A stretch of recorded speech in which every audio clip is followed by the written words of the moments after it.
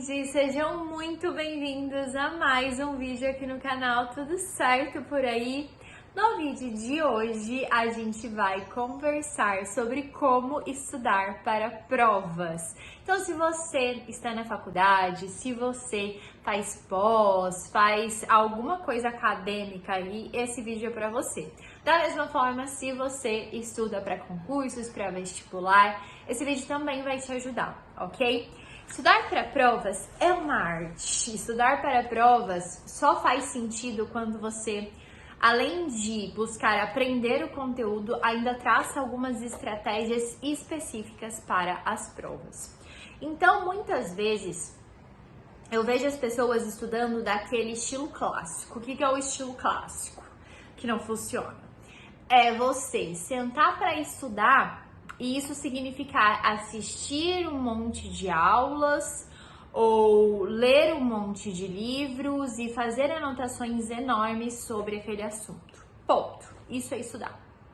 A pessoa não desenvolve raciocínio, não pensa enquanto estuda e não faz o mais importante, que são as famigeradas questões. É sempre bom lembrar que quando você faz uma prova, tudo o que vão querer saber é quantas questões você consegue acertar. Não me importa quantos livros, quantos PDFs, quantas horas de aula você assistiu, apenas quantas questões você consegue acertar. Então é óbvio que durante o seu treino precisa existir muitas questões. Isso é fato, tá? Vamos trabalhar isso comigo agora.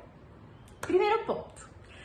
Toda vez que você está na escola, está na faculdade, está estudando para uma prova de concursos, você tem um edital enorme, você tem muito conteúdo, é muita coisa para pouco tempo. O sistema educacional, ele não visa a busca do aprendizado, a profundidade, essa busca pela profundidade do assunto, do aluno de fato mergulhar ali dentro de uma matéria e se doar para ela e querer fazer muitas questões e querer aprender até o final. O sistema educacional e também o sistema de provas, ele não ajuda. Isso é um fato. Portanto, você vai precisar ser inteligente ao traçar estratégias de prova no sentido a conhecer uma palavrinha mágica aqui, ó. Primeira palavrinha mágica, questões. Segunda palavrinha mágica, prioridade. Então, na sua faculdade ou na sua prova, tem muitas disciplinas. Dessas muitas disciplinas, é fato que somente algumas você conseguirá aprofundar de forma mais dedicada. Como é que você vai saber quais são as disciplinas mais importantes? Se for para uma prova, depende do peso daquela disciplina para o seu cargo, por exemplo, ou o peso daquela disciplina para aquela prova, de acordo com o perfil da sua banca, de acordo com o que você analisa das provas anteriores, ok? Se for em relação à faculdade, você precisa olhar para a sua finalidade com aquela faculdade. Não é possível que você está fazendo faculdade só porque te falaram que precisava fazer. Eu espero que você esteja com uma postura ativa, pensando no seu mercado de trabalho desde hoje. Porque, as festas universitárias vão passar, o tempo vai chegar e você vai precisar atuar no mercado de trabalho com responsabilidade de profissional, com talvez uma vida nas suas mãos, se você for médico, enfermeiro da área da saúde, talvez com um cliente, um caso de um cliente que também é a vida dele nas suas mãos. Portanto, tome responsabilidade para você a partir de agora em que você está na faculdade, porque senão no mercado de trabalho você vai sofrer, vai se sentir inseguro. Qual é a prioridade? Para que você está fazendo aquela faculdade? Para e pensa. Eu quero atuar em determinada área dentro da minha profissão. Eu quero atuar de determinado jeito dentro da minha profissão. Então, de fato, quais são as disciplinas de cada semestre que são mais importantes para que eu chegue nessa finalidade de, no mercado de trabalho, atuar da forma como eu quero?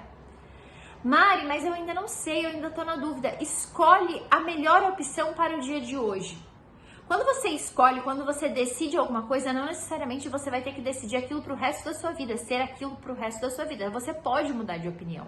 Mas o fato de existir uma decisão faz com que você pare de querer abraçar o mundo, que é o que todo mundo faz, e comece a fazer escolhas inteligentes do que é prioridade para você, ok? Esse é o primeiro ponto. Prioridade da disciplina, prioridade das provas mais importantes dentro da faculdade que você tem para fazer, ok? E aí a gente dá uma enxugada, dá uma diminuída ali na visão em relação às disciplinas, a gente pensa nos assuntos relacionados à disciplina, principalmente aqui para o pessoal dos concursos também. Então, a gente tem uma gama grande de disciplinas, mas dentro das disciplinas a gente tem uma gama grande de conteúdo, de assuntos. E também dá para escolher os assuntos que são prioridade de acordo, por exemplo, com análise de provas anteriores. Para o pessoal de concursos e provas, eu falo sobre o edital POP, que é o edital por ordem de prioridade. Você analisa provas anteriores e descobre quais são os assuntos de alta prioridade, os que mais caem, os assuntos de média prioridade, os que caem mais ou menos, e os assuntos de baixa prioridade, os que quase nunca caem ou que nunca caem realmente. Existe muito isso, tá?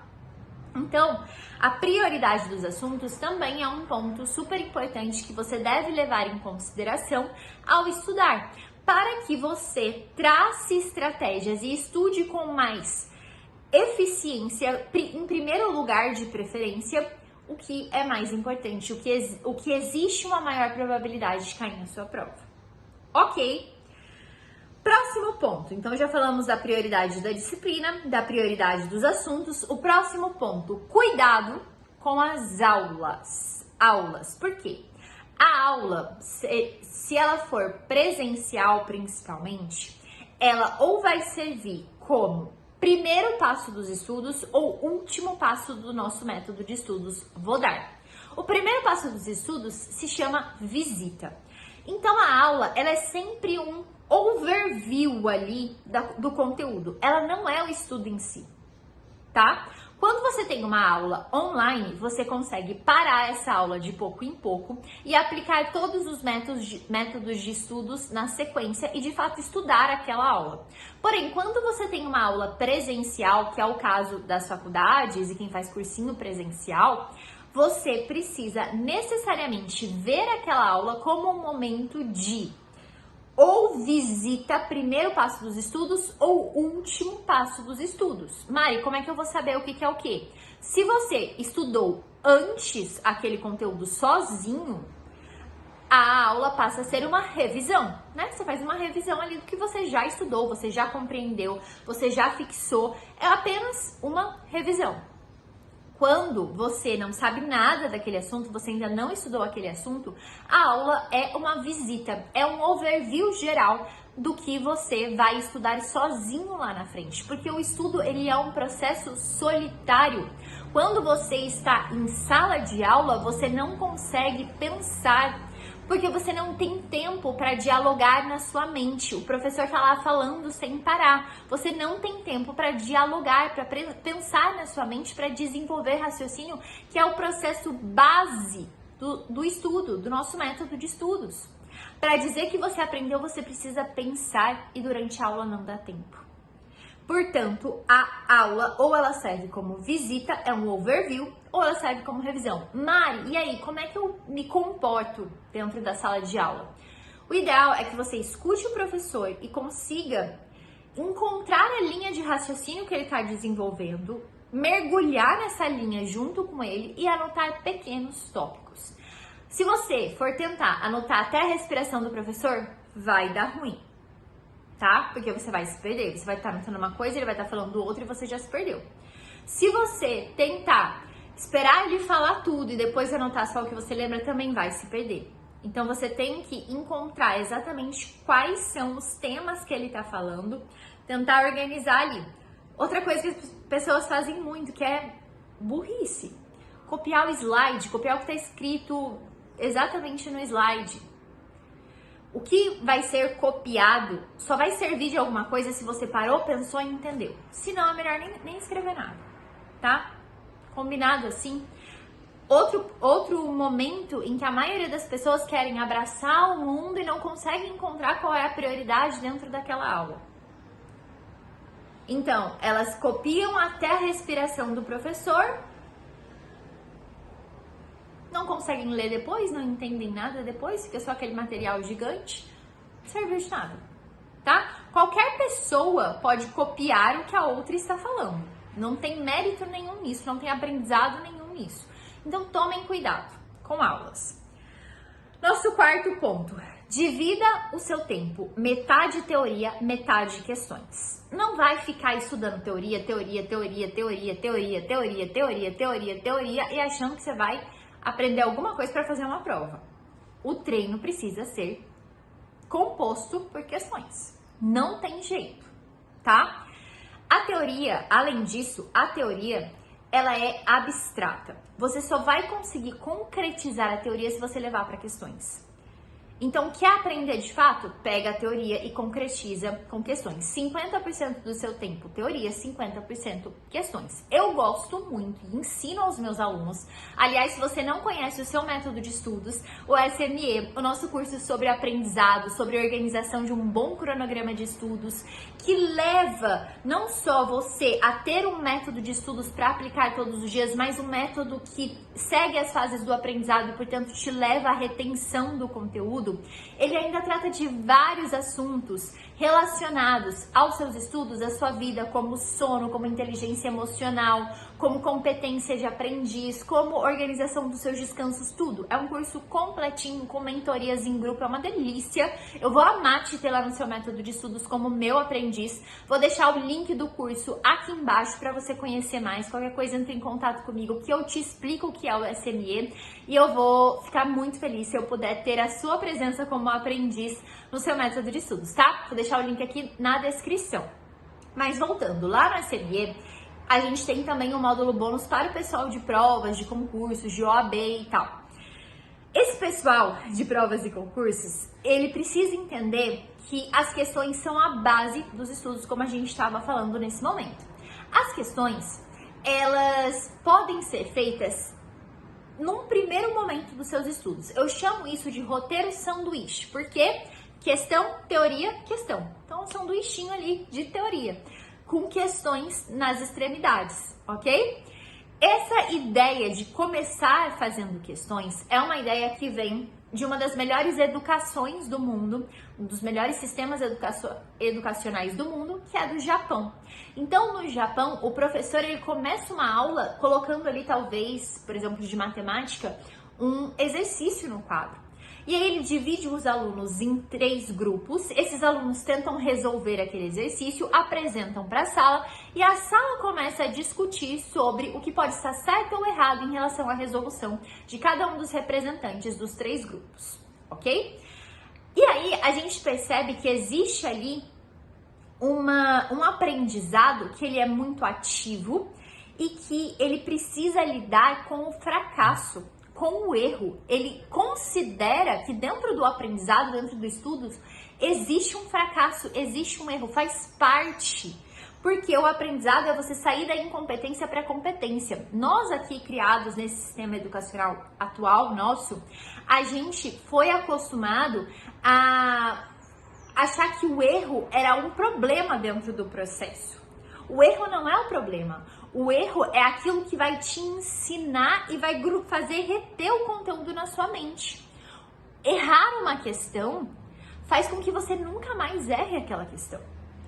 Então aprenda a fazer questões em sequência, larga o medo de lado, a insegurança que só vai ficar te travando e não vai te ajudar a aprender aquele conteúdo e faça muitas questões. O roteiro sanduíche é o que é. É você começar fazendo as pré-questões, tá? Faz poucas questões, não com a intenção de acertar, mas com a intenção de entender como aquele assunto é cobrado. Depois faz as teorias e depois mais questões para de fato fixar o conteúdo. E tem muita gente que fala, Mari, essa coisa de ver a teoria e logo depois fazer questões está muito fresco na minha cabeça. Ótimo, gente. Ótimo, que bom que está muito fresco na sua cabeça e você vai acertar muita coisa. Porque isso vai te trazer volume de questões, que também é importante. Isso vai te trazer volume de contato com a concretização da teoria que a gente falava, ok? Ponto número 5, aplicar o método de estudos Vodar. Então, você quer se sair bem nas provas que você vai fazer? O nosso método de estudos Vodar, que eu ensino lá no seu método de estudos, o link tá na descrição, não se esqueça. Ele funciona para qualquer tipo de estudo, seja para provas, seja para você melhorar, ser um profissional de excelência, seja para você ensinar para o seu filho para que ele consiga aproveitar as aulas da escola. Então, o método de estudos, ele se inicia com a visita que a gente falava, que pode ser a própria aula ou pode ser as pré-questões. Depois a gente vai para o objeto de estudos, que é aquele momento em que você vai intencionalmente compreender o conteúdo. Depois a gente vai fixar o conteúdo por meio do desenvolvimento de raciocínio, que é o parar para pensar. Você desenvolver algo seu em relação àquele conteúdo que você consumiu, ok? E no meio a gente tem as anotações, de preferência faça as anotações de forma evocada. O que significa isso? Não olha para nada, anota o que você lembra. Depois que você desenvolveu o raciocínio, fica mais fácil anotar o que você lembra. Anota ali o que você lembra, depois volta ao seu material e complementa as suas anotações, ok? E por fim, a parte da revisão, que obviamente é muito importante, né? A gente tem a aplicação também e depois a gente tem a revisão, que obviamente é muito importante para a retenção do conteúdo. A aprendizagem é um processo gradual, portanto, você revisar, repetir aquele conteúdo várias e várias vezes na sua mente com o passar do tempo é necessário. É importante para a concretização e retenção do conteúdo. Não há retenção se você não revisa, se você não repete o conteúdo várias e várias vezes na sua mente, porque ou revisa ou esquece. Você vai esquecer, sua mente foi feita para esquecer, ok? Se você gostou desse vídeo, não se esquece de se inscrever no canal, deixar o seu like, ativar o sininho, compartilhar para que a gente possa espalhar esse conteúdo gostoso para um monte de gente começar a estudar de forma frequente. Muito obrigada por ter assistido até aqui. Um beijão e até o próximo.